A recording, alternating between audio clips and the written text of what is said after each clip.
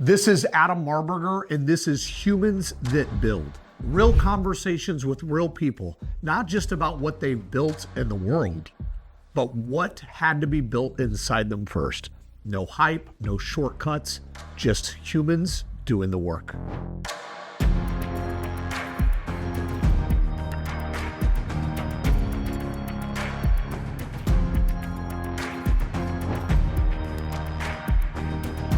Humans That Build, real people, real work. Welcome to another episode of Humans That Build. I'm your host, Adam Marburger, and this show is designed to help entrepreneurs and super achievers get to that next level in life so we can make a bigger impact. Today, we have a very, very special guest. I've got a lot of notes here. I'm going to go ahead and read the bio. It's pretty impressive. I'm just going to be honest. Lance DeMond from Godfrey, Illinois. Lance is the president of Print Media Corporation and PMC Signs, Lighting, and Design, bringing more than 25 years of hands-on experience in the sign industry. Raised in a sign company family, Lance developed a deep understanding of craftsmanship, project management, and customer service from an early age. He began his career in installation and project management, mastering both from the technical and the operational sides of the business. Today, he oversees sales, operations, large-scale sign projects, strategic growth initiatives. Lance is known for his practical leadership style, industry expertise, and commitment to delivering high-quality signage and branding solutions. Mr. Lance DeMond, welcome to Humans That Build. How are you, sir? Hey, good to be here. Thanks for having me. It's been a long time coming, I know. Absolutely, absolutely. You know, you've been here. I mean, you're a workhorse. If I were to describe Lance DeMond, I would just say workhorse. And so I want to talk to you a little bit, about your upbringing. All right. So, work ethic. I don't want to say the younger generation doesn't want to work. But I will say that they didn't work as hard as we did, right? And so you've always been kind of a grinder. You've always been working. At what age was that aha moment or something kind of ring a bell? You're like, I'm going to work, I'm going to grind, I'm going to go out and make money. How old were you? When did you start? Tell us a little bit about the beginning phases of your career, Lance. I mean, I grew up in a sign business, right? Like it's all I've known. I grew up in it. I tried a couple, other industries, growing up or whatever. I was a waiter, I bussed tables, which I think everybody should do. I worked at White's Greenhouse in the retail side, and right out of high school, I learned how to make neon. Like that was my moment. Like I wasn't very good at college, and I decided that I should probably learn a trade. So the sign industry was in my family, so I decided that I wanted to learn how to make neon, and this was something that could take me anywhere in the world, and I could learn how to make neon and go work at any sign company anywhere in the country and make neon for them, right? So that was kind of my college. I started there. I got into the sales part. I just learned everything from the ground up: fabrication, sales, dealing with clients, like the whole 9 yards. So at what age did I, was that aha moment? I mean, it was high school, because I was like, what am I going to do? How am I going to make this happen? How am I going to support myself later on in life? Like I just always grinded. Like I always wanted to just be set up where maybe one day I could retire and I wouldn't have to work so hard, which I don't see in the future anytime soon. Like this is just something that I like to do. I wake up every morning early. I got a lot of energy. I'm a go-getter. I stay late. I'm here till dark. I don't stop working. I don't turn it off. It's interesting for sure. So you started your company, what year did you start your newest company? 2021 was first year of business. It was just me. I had some support with my business partner, Michelle Greenwood. She, right out of the gate, soon as day one we started, she's like, let's go full blast. I got you. Like, let's see where we can go with this. And we haven't slowed down since. It's literally been just as long as I want to work, as hard as I want to work, from literally day one. There's not been a day yet where it's like, oh my gosh, what are we going to do tomorrow? Yeah. So let's unpack a little bit of this though too. So first of all, entrepreneurship, it's a sexy word. A lot of people like to throw it around. Yeah. It's very scary. It's lonely. It's dark. And it's very difficult for people in general just to jump off that deep end. You know, your dad has an amazing business. Like you I grew up in agree. that business. Yeah, taught me everything. Your dad's the real deal, right? So you're Right. working in this family atmosphere. You know, what was that like initially? Kind of like saying, "Hey, Dad, I'm going to kind of go do my own thing," and you know, how scary? Like, how long did it take to make that decision, and what did that look like that first 12 months? Kind of jumping off the deep end. I mean, honestly, it was probably the best decision I ever made at the time. Right? Like, I didn't have a lot of choices in the whole situation, so that's like a whole nother story in itself. But I mean, I jumped in all in. You know, I was what 40. I was 41. I was getting ready to turn 40. That's it, right? 2021. You lose So I was track when you hit 40. You kind of figure out what you lose track of time. So you know, it was just what needed to be done at the time. You know, I needed to go out on my own, so I did. And you know, luckily I had my partner. You know, we started like a sticker business, an Amazon business. We sell stickers and banners online. We had started with that, and then all of a sudden, boom! It was full blast. Lance's in the sign business. Then we bought a bucket truck. Lance, you know, went out every day and worked out of the bucket truck. Did everything that we could do. You know, started websites and spread the word about what we actually do. And I worked out of my garage. We, had my barn to work out of. We painted signs in. You know, the trucks lived there. Literally working right out in Godfrey, right out of my backyard. Right, it was really nice. Actually, I liked getting up. I could not had to drive anywhere. I could literally spend 18 hours a day and nobody would question me. Literally, you roll out of bed, and jump into the office scene, and that's just how it was. And that's kind of how it's always been. I've always been like a 12-hour-a-day guy. You know, I never turn it off. My cell phone's always on. I do have it muted right now, so if you call, I'll have to call you back. But no, I mean, it's just work is my passion, right? Like, it's just what I like to do. Yeah, I heard somebody say this. I don't know who said it, but hard work works. Yeah. Hard work works. You could be equal in skill, but you got one that just has that grit and that grind. This person always wins. Yeah. Well, I mean, nobody can outwork me, right? Like I'm working, way too many hours than I should, right? I mean, that's just what I do. I know how to, I know how to work. That's one thing I'm really good at. Let me ask you this question: if you could go back 20 years, let's go back to your mid-20s. Yeah. What would Lance DeMond tell younger Lance DeMond? If you could give him any advice there, what would that be? I mean, I would just say get the courage and just do it, right? Like, it might not be the right path at the time, or it's like, just take that step, just do it, Lance. Like, you're going to figure it out. Like, have faith in yourself. 25 years ago, maybe quit drinking a little bit earlier. It is something that I've done. I feel like I freed up a lot of time when that happened. 25, but I mean, we were all, I don't know. Do I really want to? Hey, let's talk about that for a minute. So, and I'm going to ask you. So, you don't drink. You're not in the club scene. You're not in the bar scene. Mm-hmm. It's been years. How much more productive have you been in just life since you decided to kind of say, "Hey, I'm not going to drink anymore"? Well, I mean, that really is what I feel like.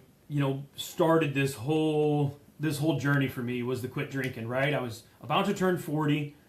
I quit drinking. My business partner approached me, and she was like, "Hey, I got this great idea for a website. COVID just hit.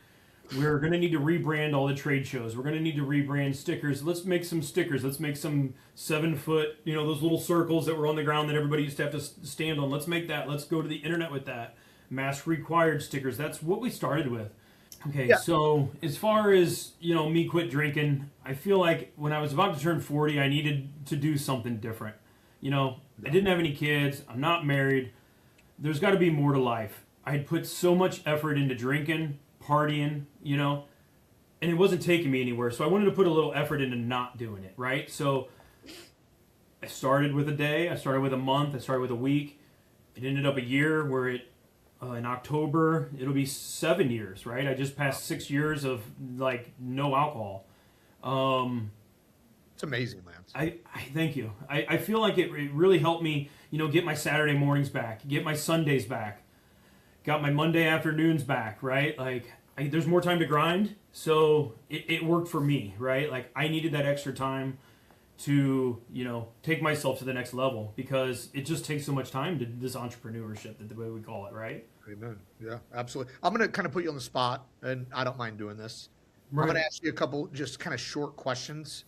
Yeah. You can land the plane, answer however you feel like, but these are going to be just short little questions. So get ready for this. All right. The first one is this. And this is present day state, present day crazy entrepreneurial chaos. I hit a wall when. Well, Adam, I usually hit a wall when somebody says they're going to do something and they don't follow through, right? Like, my word is important to me, right? When somebody says they're going to do something, I expect it to be done.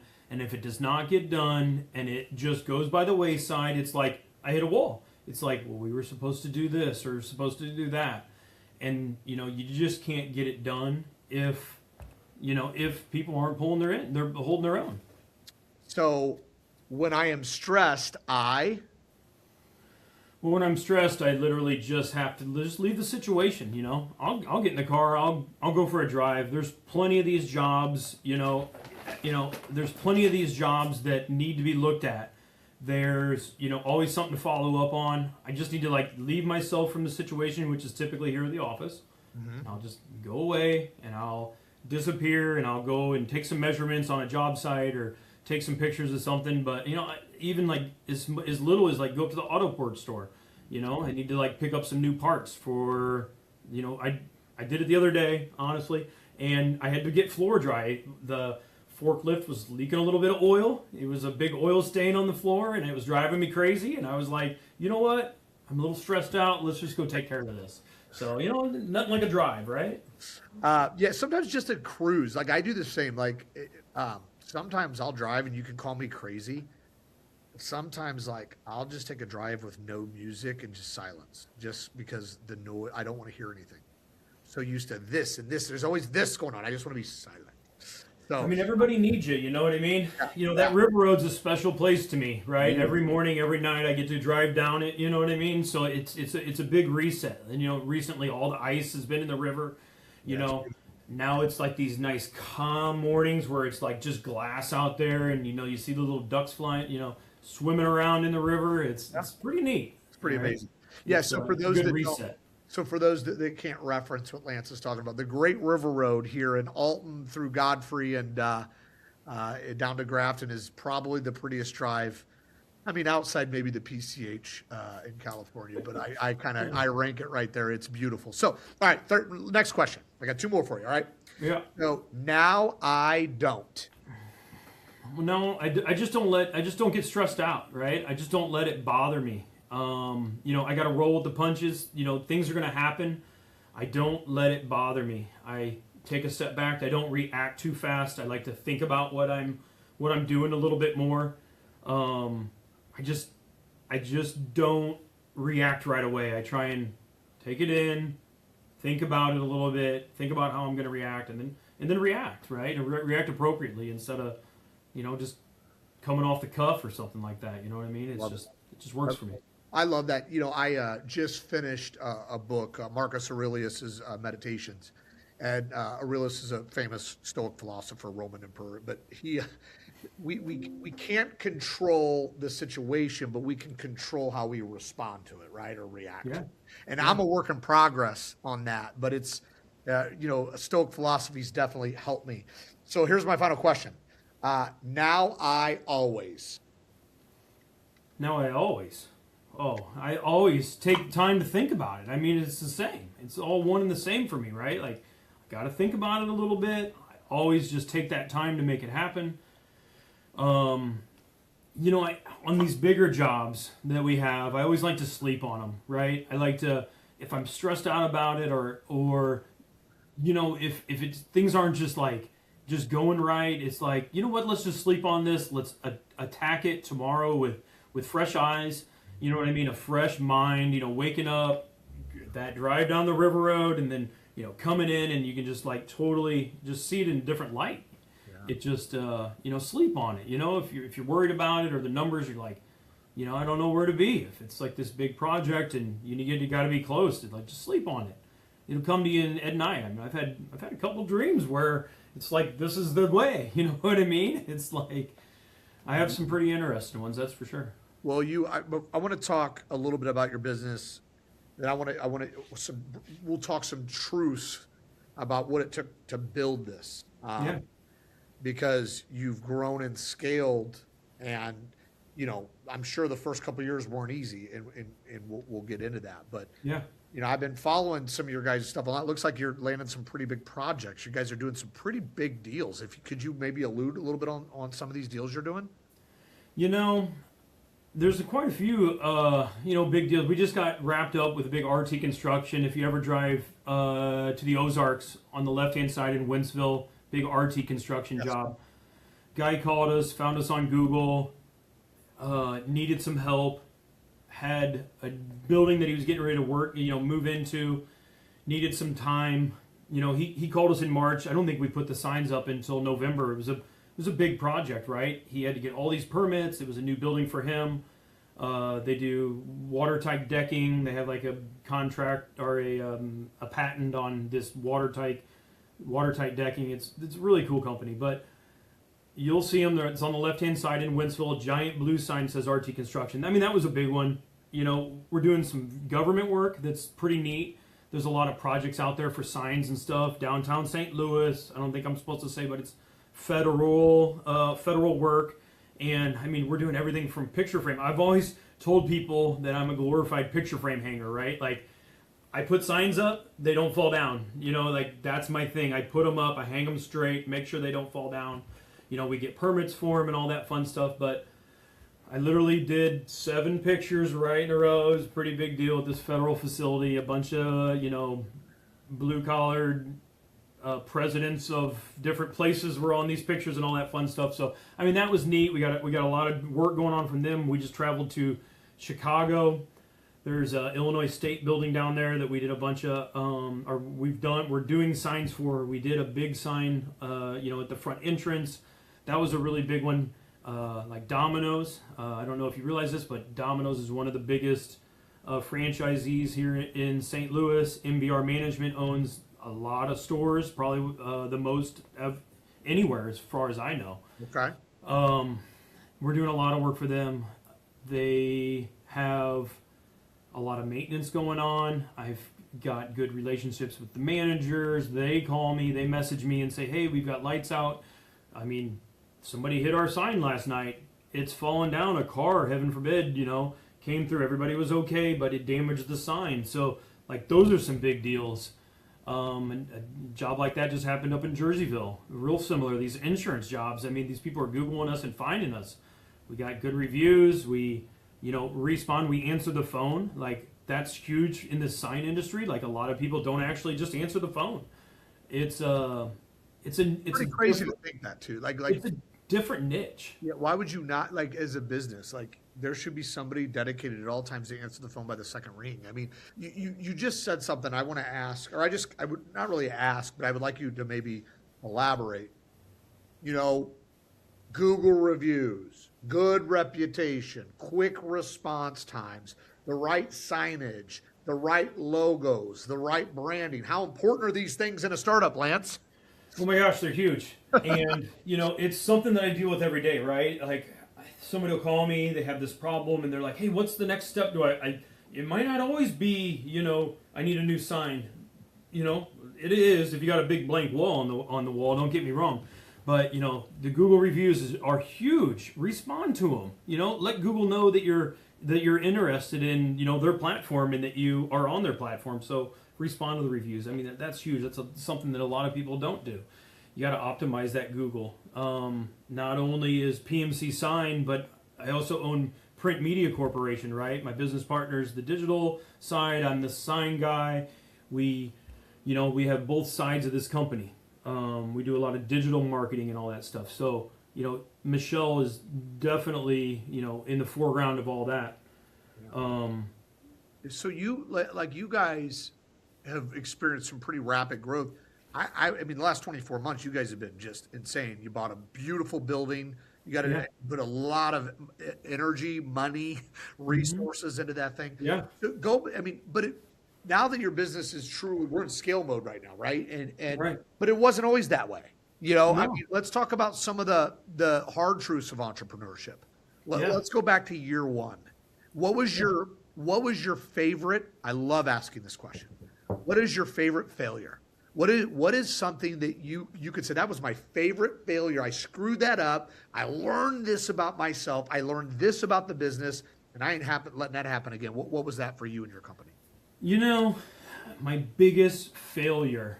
I know we had a giant LED sign project for a local college. We lost the job by a warranty. I'll never forget that, and we'll never have that problem again. I'm a little salty about it still. Still, I mean, it's a failure, right? So, loose lips sink ships. I might have told too many people where my numbers were, and I think I just don't know. There's some shady stuff that sometimes happens in the sign business that my biggest failure would probably be not landing that job. But on the other side of it, we came out really good. yeah, It could have been a loss. yeah. So what do I do to? Man, there's just no right answer to that, right? You bring up loose lips. Yeah, I mean, so maybe in that scenario, you know, it's kind of keep things close to the chest, right? In a Well, scenario like that, yeah, don't count your eggs before they're hatched, right? Yeah, yeah. You don't It- celebrate. So in our business, one of our businesses at Ascent is you don't celebrate a deal. Like even when a client says, yes, we're doing business and they shake on it and they sign the contracts, you ain't going out and eating steaks that night. You celebrate when you launch the deal and they produce and pay for the product. That's when you celebrate. I've learned yeah, that the hard way. yeah, it might have been like an early celebration type of situation, but it's just something you learn from. I mean, you're gonna have heartaches like that in entrepreneurship. It's not all rainbows and unicorns around here. You know what I mean? It's tough love sometimes, right? Like, deadlines didn't get hit. Not usually. I'd like to be way ahead of schedule, right? Like, a big project I'm proud of is down at Phillips 66. They just changed their name back to Phillips 66 Refinery. The refinery let us do Yeah. some nice signs down there. It's pretty nice working for the refinery. They order some nice stuff. We put some nice stuff up for them. We got a mural going up tomorrow, Monday, inside the lobby at the Wood River Refinery, or actually Phillips 66 Refinery. It's pretty neat. A lot of fun stuff going out there. So you've got a lot happening. And Lance, I got one final question for you. I do want to Yeah, thank you. I know you are probably one of the busiest people that I know, and not busy but productive. There's a big yeah, difference between busy and productive. I know a lot of yeah, people that are busy that get nothing done. sure. That's not you. And I asked you earlier, what advice would you give your younger self? But I want you to think differently from it. What advice would you give the younger generation that wants to be an entrepreneur? What are a couple of things or a thing you could tell them or say to them that will help them maybe minimize a risk or put them in a position of strength? I mean, don't be afraid to ask, right? Pick up the phone, show up. Just don't send emails waiting on an email back. Like, you're not going to get it. Like, just take that leap, make it happen. You know, I think that's one good one. Another good one is you got plenty of time to fail, right? Like, I'm about to turn 45 here in March. Like, I got a lot of life left. You know what I mean? At 20, at 25, you can fail a couple times. Like, do something that you want to try. You know what I mean? Because you got a ton of time to figure it out. Like, Amen. not everybody's going to get it right the first time, right? Nice. That's really, really good advice. And I think a lot of people are afraid to even try because they're afraid of rejection and failure. If you never go, you'll never know. I've been saying that for years. If you never go, you'll never know. And that is really, really, really sound advice, Lance. So I do want to thank you again. I appreciate you for spending some time here. For those watching and listening, Lance, how do people follow you, get a hold of you? What's the best channels for that? We are down here at our new building at 3401 East Broadway, Alton, Illinois. Our phone number, 618-418-5321. You can call us. You can check out the websites, pmcsign.com, printmediacorporation.com. My cell phone. Anybody's feeling froggy, they want to talk, text me, 618-310-5838. Yeah, and I'd love to talk to anybody that wants to talk about signs, business in general, or just, chit chat. And I'll say this too before we land the plane on this talk is if you're in the St. Louis metro area, definitely give Lance and his team an opportunity. I mean, from a marketing standpoint, signs, they're brilliant at what they do. They're professional, they're efficient, and they're competitive. We'll say that. So, Lance, I appreciate you. And for those watching and listening, thanks for tuning in to another episode of Humans That Build. We'll see you sooner than later. Humans That Build, real people, real work. See you next time.